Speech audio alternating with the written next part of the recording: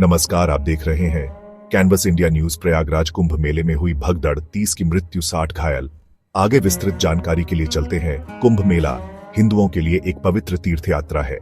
यह बहुत धार्मिक महत्व का समय होता है। 2025 में महाकुंभ मेला प्रयागराज में आयोजित किया गया था। 30 जनवरी को त्रासदी हुई। संगम के तट पर भगदड़ मच गई। संगम 3 पवित्र नदियों का संगम है। यह तीर्थयात्रियों के लिए एक विशेष रूप से पवित्र स्थल है। इस दिन लाखों लोग स्नान करने के लिए इकट्ठा हुए थे। जैसे ही भीड़ बढ़ी, दहशत फैल गई। लोग अफरा तफरी में कुचल गए। भगदड़ के परिणाम स्वरूप 30 तीर्थयात्रियों की मौत हो गई। 60 से अधिक घायल हो गए। यह बड़ी भीड़ के खतरों की दिल दहला देने वाली याद दिलाती है। इस घटना ने पूरे देश में सदमे की लहर दौड़ा दी। सरकार ने तेजी से प्रतिक्रिया दी। त्रासदी की जांच के लिए न्यायिक जांच का आदेश दिया गया। पीड़ितों के परिवारों के लिए मुआवजे की घोषणा की गई। फिर भी घटना के निशान बाकी हैं। दुख की बात है कि यह पहली बार नहीं है जब कुंभ मेले में त्रासदी हुई है। 1956 के प्रयागराज कुंभ मेले में भी एक विनाशकारी भगदड़ देखी गई थी। यह मौनी अमावस्या के स्नान अनुष्ठान के दौरान हुआ था। मरने वालों की संख्या का अनुमान व्यापक रूप से भिन्न है। कुछ सूत्रों ने 350 से अधिक मौतों की सूचना दी है, जबकि अन्य का दावा है कि 800 से अधिक लोगों की जान चली गई। 2013 का कुंभ मेला, जो प्रयागराज में भी आयोजित किया गया था, एक घातक भगदड़ से भी प्रभावित हुआ था। इस बार यह इलाहाबाद रेलवे स्टेशन पर हुआ। इस घटना में 36 लोगों की जान चली गई। ये त्रासदियां इतनी बड़ी सभाओं के प्रबंधन की आवर्ती चुनौतियों पर प्रकाश डालती हैं। वे प्रभावी भीड़ नियंत्रण उपायों की आवश्यकता को रेखांकित करते हैं। 2025 की भगदड़ कई कारकों वाली एक जटिल घटना थी। एक प्राथमिक कारण लोगों की भारी संख्या थी।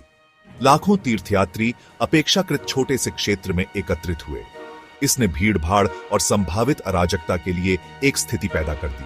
अफवाहों और गलत सूचनाओं ने भी भूमिका निभाई। भीड़ में दहशत जंगल की आग की तरह फैल सकती है। निराधार अफवाहें भी भगदड़ मचा सकती हैं। यह अधिकारियों से स्पष्ट संचार के महत्व पर प्रकाश डालता है। प्रशासनिक चूक और अपर्याप्त भीड़ नियंत्रण उपायों की भी जांच की जा रही है। क्या पर्याप्त सुरक्षाकर्मी तैनात थे? क्या बैरिकेड्स और भीड़ नियंत्रण तंत्र पर्याप्त थे? ये कुछ ऐसे सवाल हैं जो पूछे जा रहे हैं। Section 4, administrative preparations and challenges. अधिकारियों ने 2025 महाकुंभ मेले के लिए महत्वपूर्ण तैयारी की थी। 50,000 से ज्यादा सुरक्षाकर्मी तैनात किए गए थे। निगरानी के लिए हजारों सीसीटीवी कैमरे लगाए गए थे। भीड़ की निगरानी के लिए ड्रोन तकनीक का भी इस्तेमाल किया गया था। इन प्रयासों के बावजूद त्रासदी फिर भी हुई। यह किए गए उपायों की प्रभावशीलता के बारे में गंभीर प्रश्न उठाता है। यह लोगों की इतनी बड़ी आमद के प्रबंधन की चुनौतियों पर प्रकाश डालता है। उन्नत तकनीक के साथ भी ऐसी भीड़ भाड़ वाली स्थितियों में मानव व्यवहार की भविष्यवाणी करना और उसे नियंत्रित करना बेहद मुश्किल है। अप्रत्याशित घटनाओं और भीड़ की आवाजाही में उतार चढ़ाव का जोखिम हमेशा बना रहता है। Section 5, preventing future tragedies. 2025 का कुंभ मेला भगदड़ भीड़ प्रबंधन तकनीकों में निरंतर सुधार की आवश्यकता की एक कठोर याद दिलाता है। भविष्य में इसी तरह की घटनाओं को रोकने के लिए हमें इस त्रासदी से सीखना चाहिए। एक सुझाव है कि तकनीक के उपयोग का विस्तार किया जाए। वास्तविक समय में भीड़ के विश्लेषण और भविष्यवाणी के लिए आर्टिफिशियल इंटेलिजेंस का उपयोग किया जा सकता है। इससे अधिकारियों को संभावित खतरे वाले क्षेत्रों की पहचान करने और संसाधनों को अधिक प्रभावी ढंग से तैनात करने में मदद मिल सकती है। जन जागरूकता अभियान भी महत्वपूर्ण है। तीर्थयात्रियों को भीड़ भाड़ वाली जगहों पर सुरक्षा प्रोटोकॉल और जिम्मेदाराना व्यवहार के बारे में शिक्षित करने की आवश्यकता है। इसमें अधिकारियों के निर्देशों का पालन करने के महत्व पर जोर देना शामिल है। सुरक्षा कर्मियों और स्वयंसेवकों के लिए प्रशिक्षण कार्यक्रमों को बढ़ाया जाना चाहिए। उन्हें बड़ी भीड़ को प्रभावी ढंग से संभालने और आपात स्थिति में तेजी से प्रतिक्रिया करने के लिए सुसज्जित होना चाहिए। सिमुलेशन और अभ्यास उन्हें विभिन्न परिदृश्यों के लिए तैयार करने में महत्वपूर्ण भूमिका निभा सकते हैं। अंत में बुनियादी ढांचे में सुधार आवश्यक है।